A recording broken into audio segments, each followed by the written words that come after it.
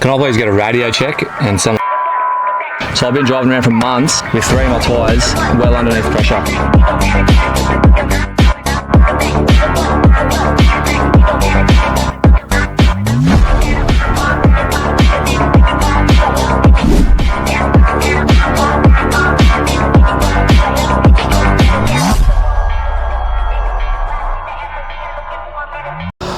G'day guys, welcome back to Trippin. Today we're in the workshop, as you can see, with the big GU, and we're going to be doing some well-needed upgrades. Now this video is actually sponsored by the guys at Oricom. Now they have sent me over their dual receive UHF with a magnetic microphone mount. Also their all-terrain antenna, which you can switch between 6.5 dBi and 3 dBi for the different terrains that you're going to be driving in. And this one, which I'm really excited for, is the Tyre Pressue Monitoring System. Now I wish I had this thing when we went touring. Would have been a lifesaver. I should be able to dig some old footage up, which will show you why. But basically we got stranded out in the middle of nowhere with a flat tyre. All right, we're going to start off with the UHF. We'll get the old one ripped out and we'll get this new one banged in there ready to go. All right, so as you can see, this thing looks about as old as the car. And it doesn't really work properly, so I'm pretty glad to be getting rid of this one. I'm pretty keen to get this new Oricom one in and see how it goes. First thing, we're gonna have to pull this fascia off here.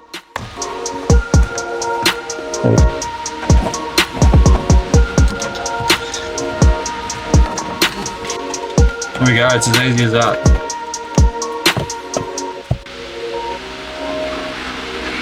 In the bin.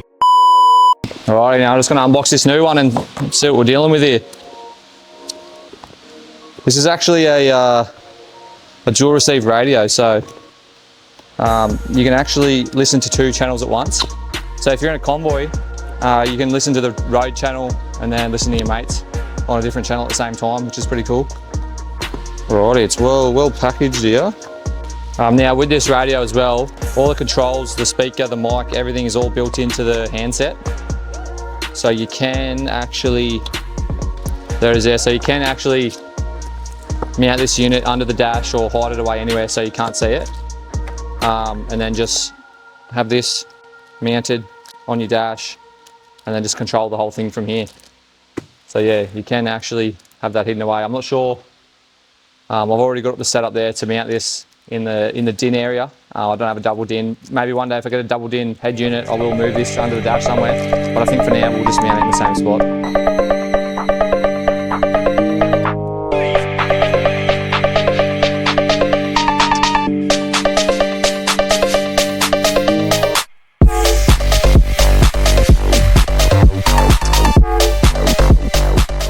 The fact that this has flat blade screws just shows you how old this thing is.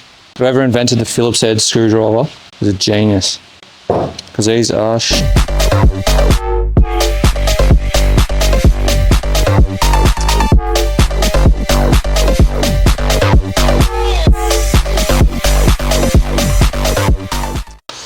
Alright, now the kit obviously comes with a full wiring harness. Now luckily enough, I already had a UHF installed, so we already have the wiring here, and it is the exact same plug. So that will just that'll just plug straight in there and mount straight up to our mount. The only other thing we have to do is run the new cable for the new antenna. So I'll trace this one back and see where it goes through the firewall.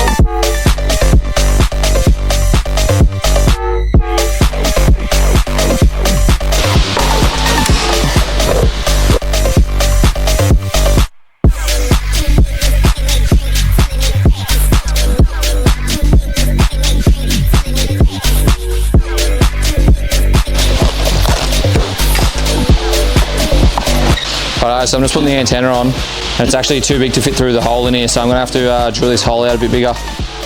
So I'll grab my step drill that out a bit bigger, and then she should go in there.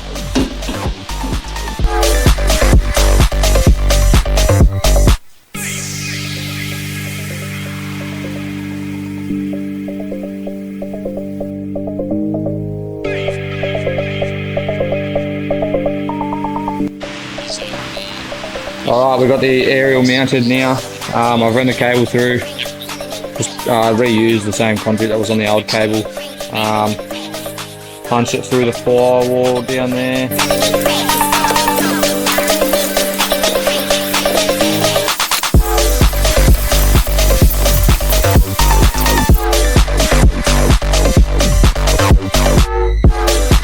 Alright, now this is Oricom's all-terrain antenna. Now at the moment it is set up as a 3 dBi antenna. Now all you got to do is unscrew this little top here, and it comes with this extra piece. And once I screw that on top, there's a little grub screw to lock it in place. That now becomes a 6.5 dBi antenna. So yeah, I'll see if I can put a little chart up on the screen, but basically when you're driving down the highway on flat ground, the 6.5 dBi antenna will have a much longer range. But it won't be as high, which doesn't matter when you're on flat ground. Let's say you're out in the bush tackling some hills in your full drive. You whip that off, throw the little top back on. Now with the 3 dBi antenna, it's much shorter range, but it's actually much higher. So as you can see on the chart there, when you're in a hilly area, full driving, this will be much better. So yeah, just for regular driving on the road, I will be leaving the top on and running it as a 6.5 dBi. Now I'll throw that in the glove box, so whenever I go out bush, I can just rip that off, throw the top back on, and she's good to go.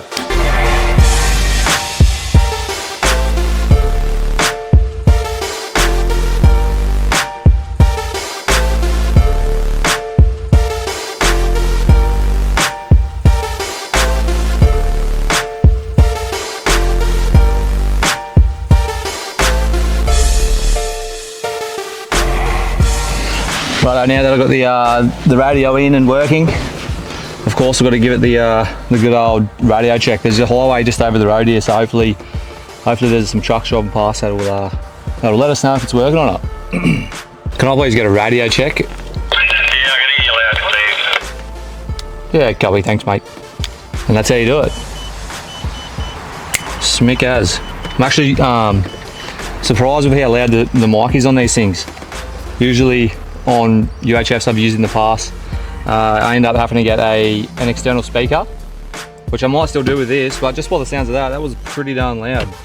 So yeah. Right, now we've got the UHF installed and working. It's time to install the Oricom Tyre Pressue Monitoring System. Got the screw-on kit that comes with 6 screw-on sensors. So 1 for each wheel of your car and 2 for a single axle trailer if you're towing. Now, I'm absolutely spewing. I didn't have one of these when we went touring. It would have been an absolute lifesaver. Just a little quick story, I think. We're up in the Gulf of Queensland, out in the middle of nowhere, sort of just before the Northern Territory border, at the Hells Gate Roadhouse. Now, we were going to be driving from Hells Gate to Borroloola, which is about a 11-12 hour drive, and a lot of it is corrugated dirt, rough, rocky roads. I think we were about an hour into the trip. Might have been after the Northern Territory border. I could feel the car start to sort of get a bit slower. It was starting to slug up hills a little bit, and I seen the temperatures rising. So I pulled over, jumped out, and actually blew a tyre off the boat trailer, and it just completely destroyed the rim because I didn't realise we had popped the tyre, so I kept driving and just completely destroyed the rim. Obviously, if I had one of these tyre pressure monitoring systems installed on the car at the time, probably still would have got a popped tyre, but this would have let me know straight away, and I could have pulled over, put the spare tyre on, and the rim would have not got destroyed. So it just meant we were up in the middle of nowhere and we had our spare rim was destroyed. So even if we could get a tyre, which was unlikely where we were, it's very unlikely we're going to be able to get a rim. So we had to be very careful because that was our last spare tyre. So yeah, obviously it would have been extremely handy having one of these. So let's open it up and have a look and figure out how to install it.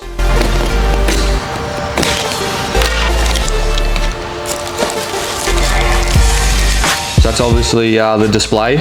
It's a nice little sleek design that'll mount onto the dash nicely. It's got a little carbon fibre on pattern on top, looks pretty cool. It's also got a little solar panel, so it must be solar powered. I actually wasn't aware of that. That's pretty cool. We better have a look through the instructions here, because, well, I actually did not realise that. I thought I was going to be having to wire this thing in and all that. It's actually solar powered. So you just mount it up on your dash, and yeah, no wiring. It's obviously a Bluetooth connection to your tyres. That is awesome. I was just reading there in the manual, it does, you can plug it in and charge it via USB if it does run flat, if it doesn't get much sunlight or whatever. But yeah, so it's actually solar powered. How cool is that? Well, I thought I was going to be in for a couple of hours installation here, but so it literally just sticks onto your dash. You screw these valves onto your valve caps, comes with a little spanner, and that's it, you're done. Alright, so it comes with a little sticky pad, which obviously stick to your bottom of this and stick to your dash. Now I'll actually run a dash mat, so this pad isn't going to be able to stick to that. So I think what I'm going to do, I'm going to get some just some Velcro tape to the bottom of that, and then it will actually just stick to the mat, and it won't go anywhere. So I don't have any on me right now, but next time I'm at the shops I'll grab some Velcro tape and just mount it up here somewhere like that. Alright, now this is how easy they are to install. All you're going to do is unscrew your valve cap, and it comes with these little dust covers. So you throw the dust cover on, throw the nut on, and then you throw the sensor on. Make sure you don't over tighten them. And then you use this little spanner that it comes with. You wind the nut back and then tighten it against the sensor to lock it into place. Yeah, like I said, don't over tighten them because it will affect the readings. And it's easy as that. So we'll go around, do all 4 tyres, and she's ready to go.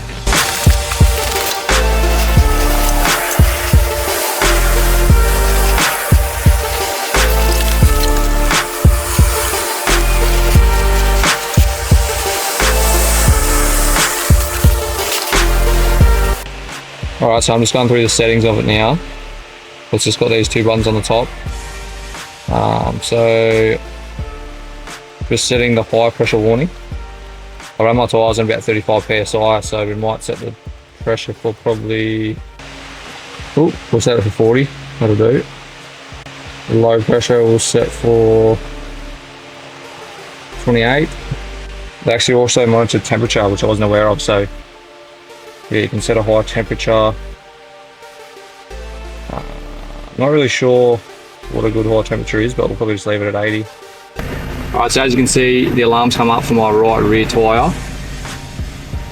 It's saying it's at 27 psi. I haven't actually checked my tyre pressures in a while, so I'm going to go down the servo and actually see what they're at.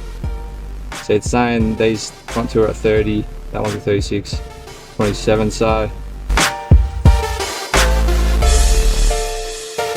I got my air compressor here. I'm going to go around and check and see how accurate it actually is. It's telling me my right rear is at 27 psi, so we'll check that one first.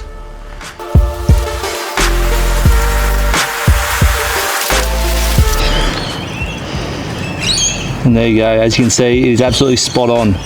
This tyre is actually at 27 psi. I've been driving this around for weeks without even realising, so now having this tyre pressure monitoring system, hopefully that won't happen anymore. I would have been wearing this tyre out more, using more fuel and stuff like that, so yeah. I'll get all these tyres pumped up to the correct pressure and we should be right to go.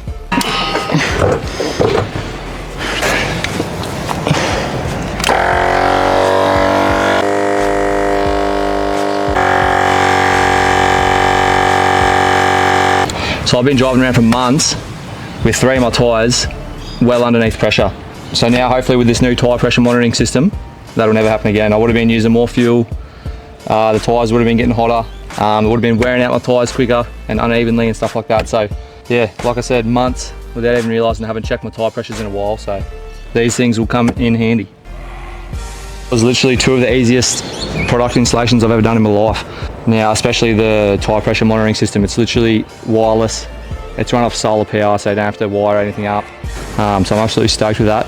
Now, the legends over at Oricom have actually set me up with a 15% off discount code for you guys. So if you're in the market for a UHF radio or the tyre pressure monitoring system, or they've got heaps of other gear on their website, I'll leave the link in the description down below and use the code TRPN15 at checkout for 15% off. So yeah, if you want to get yourself a bargain, make sure you head over there and grab some. Yeah, cheers guys, thanks for watching. I'll see you in the next video.